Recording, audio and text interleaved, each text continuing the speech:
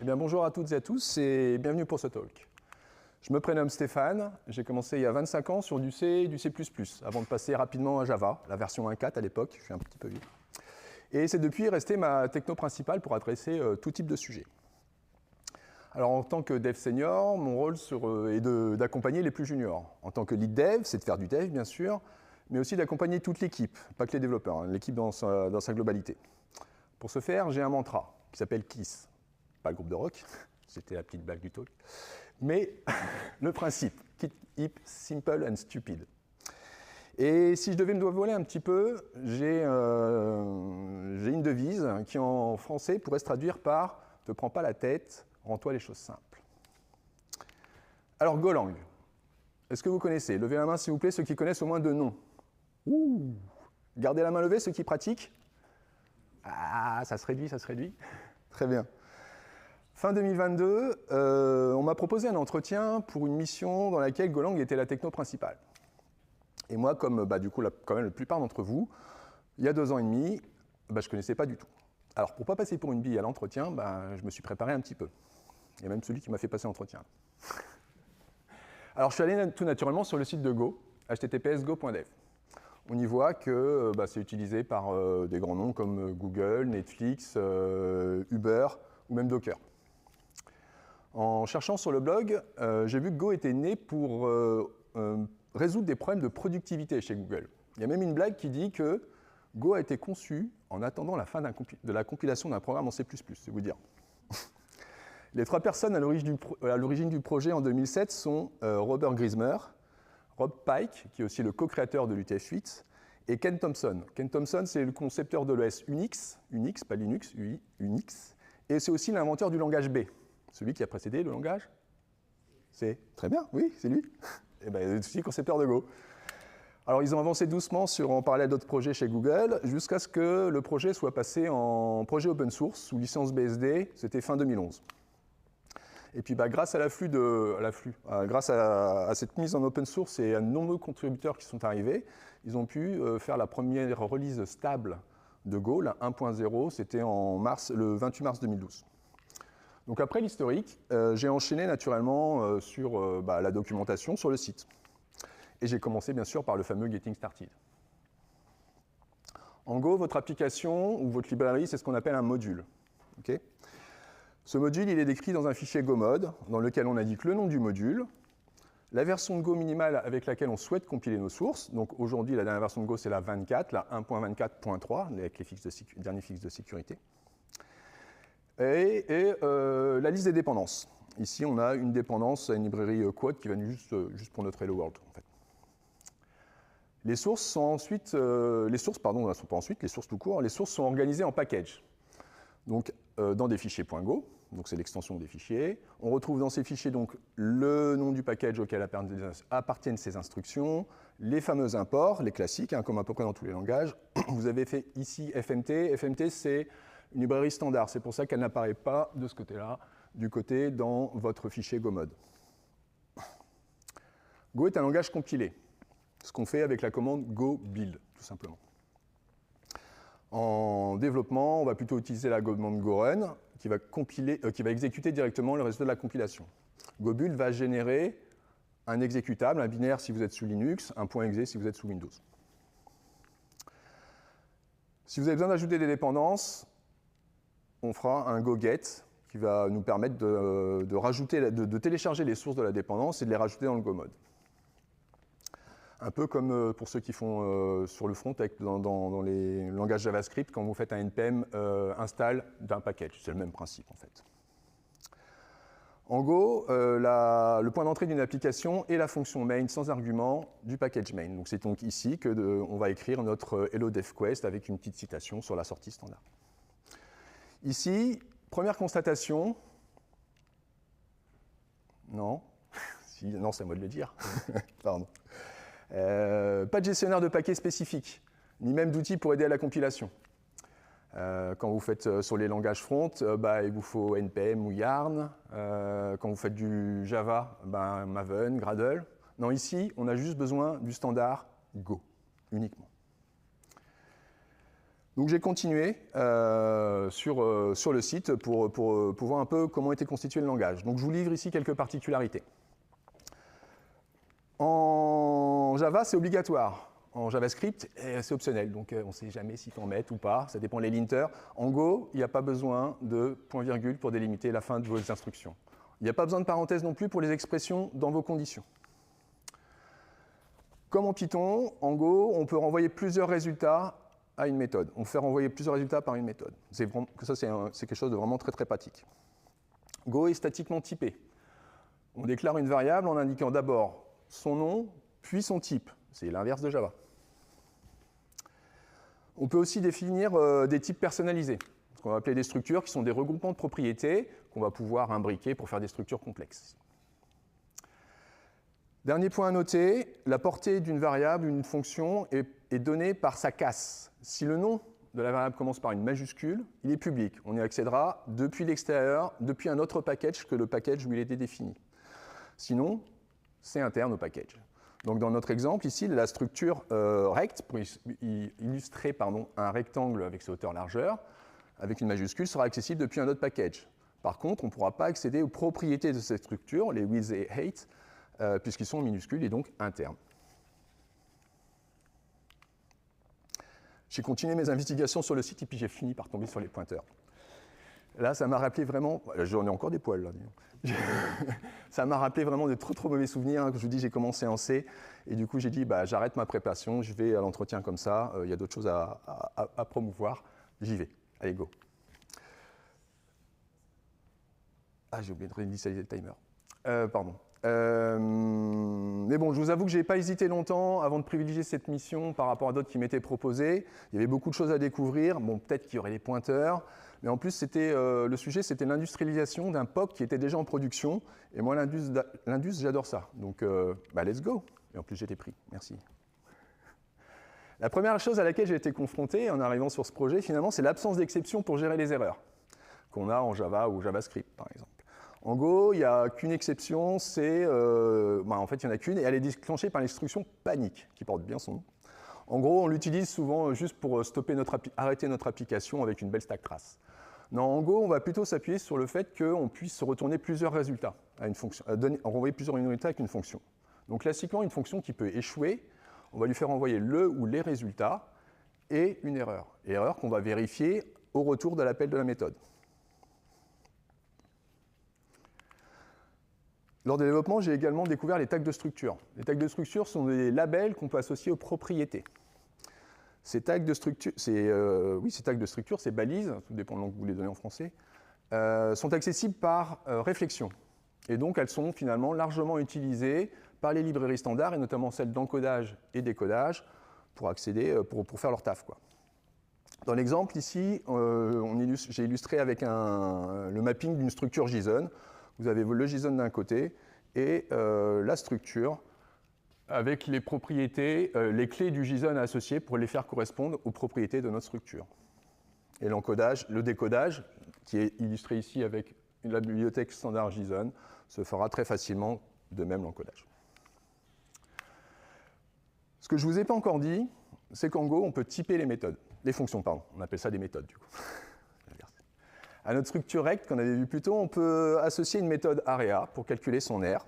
Donc la méthode area va s'appliquer à une structure de type rectangle. On peut aussi définir une fonction newRect qui va créer une structure avec les paramètres qu'on souhaite lui donner. Donc on peut appeler une méthode area sur un newRect. Ça ressemble quand même à de l'objet tout ça. En Go, on peut aussi définir des interfaces. Si on a une fonction mesure, alors j'aurais peut-être dû l'apprendre en français parce que je n'arrive pas à la prononcer, mesure, on va dire, qui s'applique à une interface géométrie qui définit une méthode area sans paramètres et renvoyant un float. On peut appeler avec une structure rect qu'on a définie avant, cette fonction mesure. Et sans avoir à définir, à spécifier dans notre structure qu'elle implémente cette interface. C'est le compilateur qui va vous vérifier ça lors de la compilation. Si ce n'est pas possible, ça ne pourra pas aller plus loin. Et c'est aussi voulu par les concepteurs du langage de manière à pouvoir faire évoluer le langage sans avoir à modifier du code existant. On ajoute des interfaces qui correspondent à des choses qui existent déjà. C'est une pratique. Go possède des types, des méthodes. et des interfaces, mais pas de hiérarchie de type. On ne peut pas classiquement dire que c'est un langage orienté objet. Mais bon, moi je ne suis pas un puriste, et quand j'ai vu tout ça, après 20 ans de Java, j'étais carrément rassuré. Dans le cadre de l'Indus, sur le projet, on avait eu à améliorer la couverture de test. C'était un POC, donc la couverture de test, elle n'était pas au top. En Go, une fonction de test, ça commence forcément par test, avec un paramètre sur un pointeur sur un testing T, et c'est dans des fichiers underscore test.go. Et les tests sont exécutés avec la commande go-test, tout simplement. C'est un peu rigide comme syntaxe, mais encore une fois, pensez à ce que vous avez en JavaScript, Java. Il vous faut Jest quand vous faites du JS ou React Testing Library avec du React. En Java, il vous faut quoi Jupyter ou JUnit pour ceux qui travaillent sur des vieux trucs. Plus le plugin Surefire, Jacoco. Non, ici, on a juste besoin de Go. Je parlais de couverture avec les plugins à Jacoco.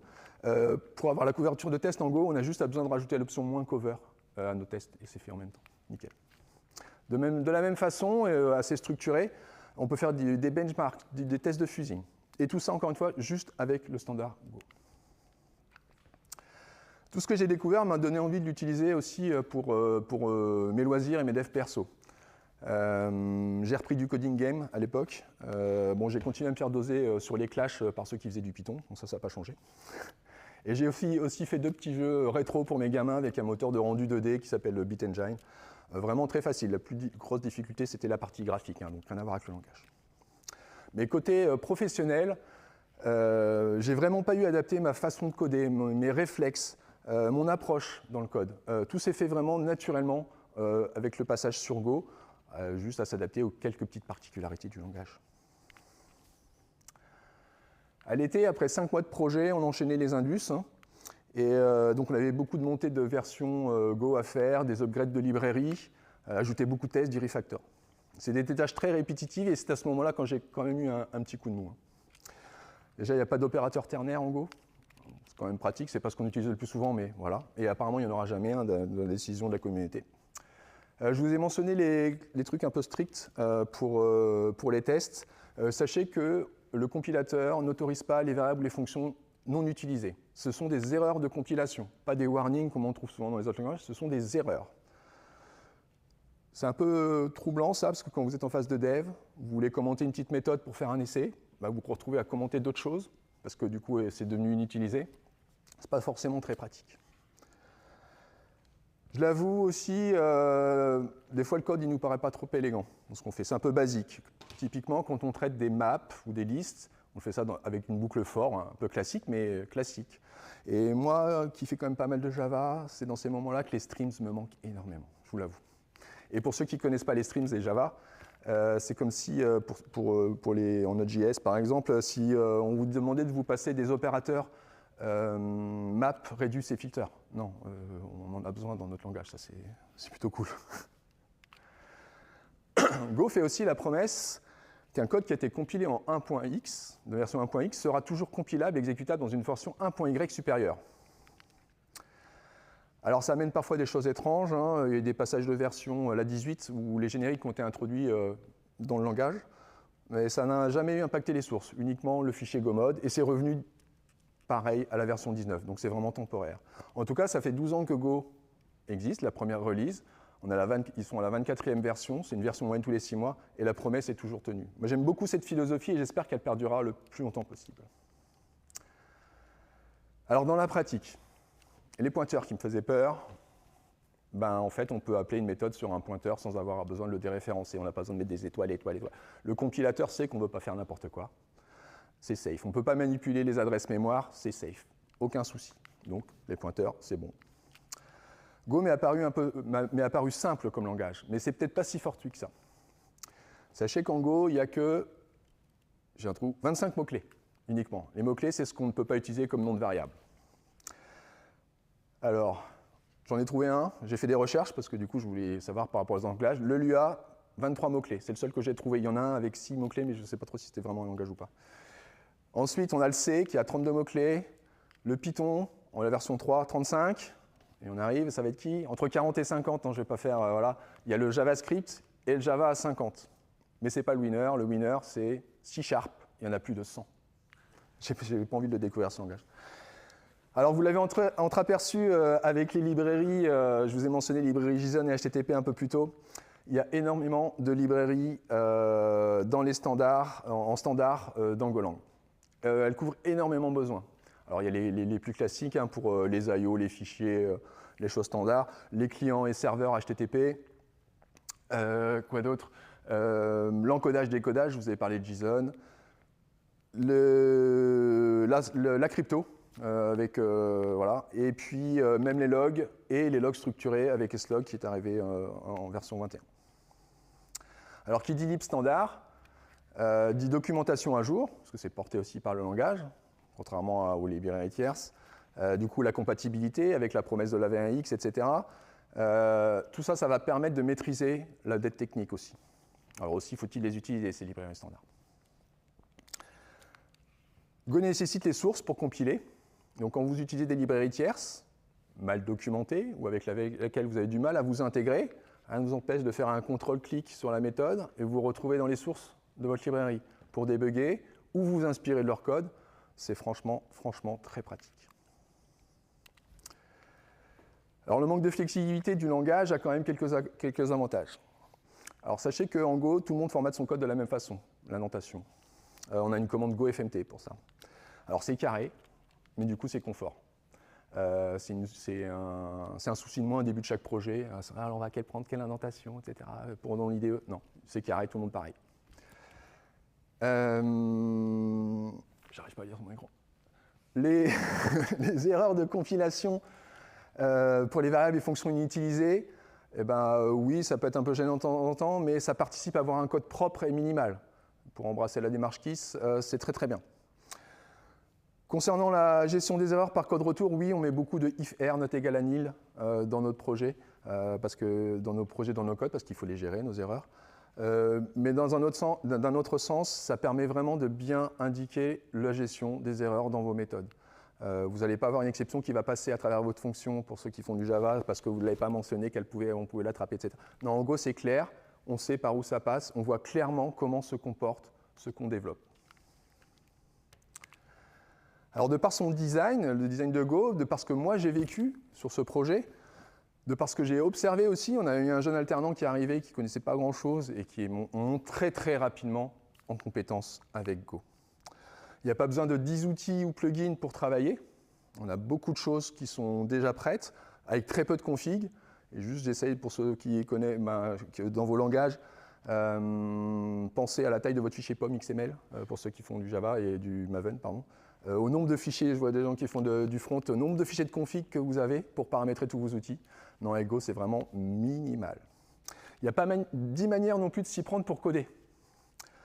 Ce qu'on écrit, du coup, est quasiment explicite, puisque voilà, il n'y a pas 10 manières de l'écrire, quoi. Et si c'est explicite, eh ben, un jeune développeur n'aura pas de mal à comprendre le code d'un vieux barbu. Et inversement, ce n'est pas toujours facile de comprendre comment les jeunes développeurs insufflent leurs idées dans le code. Ça va faciliter. Et pareil, selon la façon dont vous allez gérer les projets, une équipe de maintenance qui va passer 1 an après n'aura aucun mal à comprendre ce qui a été fait. On va identifier plus facilement les dysfonctionnements de notre code parce que le code est explicite. Toutes ces caractéristiques, je la refais, toutes ces caractéristiques, pour moi, font que nous devrions voir de plus en plus de projets en Go, de projets Go sur nos projets IT, car c'est un choix vraiment pérenne. Et ben moi, 2 ans après, du coup, je suis toujours sur du Go. Ça me paraît encore plus facile de garantir la qualité d'un projet en Go. On n'a aucun effort à faire pour embrasser la démarche KISS. Et puis, je ne me prends pas la tête. Tout est encore plus simple. Merci pour votre attention et je vous invite à embrasser Go pour vos prochains développements.